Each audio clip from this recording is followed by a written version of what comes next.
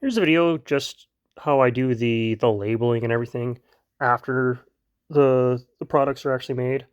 In a previous video, I think I said I had 4 routed and 3 more to go. That was of that current batch. I actually have 9 of these in total.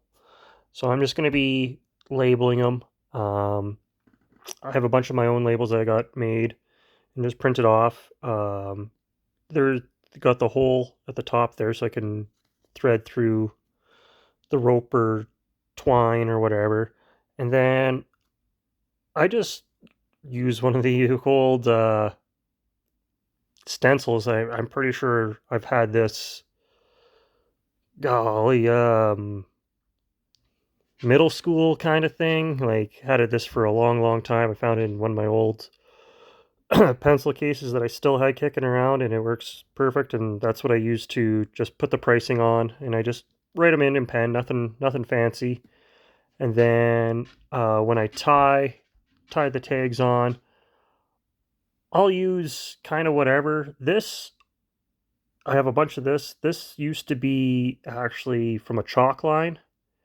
Um, I had an area where I was pulling the chalk line when I was doing my roof, and there was a spot that obviously where the chalk line normally got pulled to, kind of thing, and it kind of had it's starting to fraying and it was going to break, so I just pulled it out and cut it instead of it breaking and then being lost in the middle and being a headache to deal with after. So I just kind of trimmed it down ahead of time. That's why it's kind of got this, you could see that's kind of whiter in some areas and a bit bluer in other areas. That was just what the chalk was. I did actually rinse this all out and kind of wash it so I could save the string.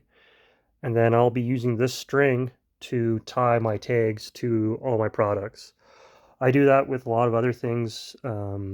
Thread, I do some sewing and stuff, and if I have offcuts of thread, I can use the thread to uh, do the same thing time to my projects, especially when it comes to the ornaments and some of the more delicate things. It's nicer to have that thinner thread.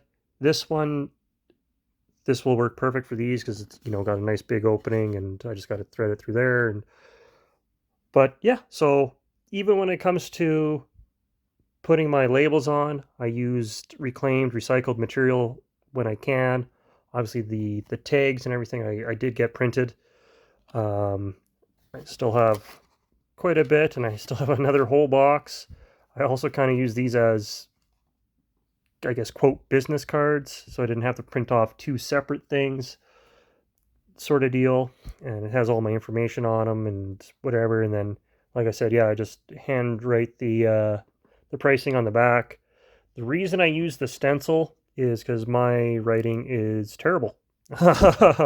So this makes it look a bit more uniform and more professional looking than if I were just to write it with my hand, because yeah, my writing's not very presentable at times. So, but yeah, you can see there's nothing real fancy in this setup, but this is just another step that needs to be done.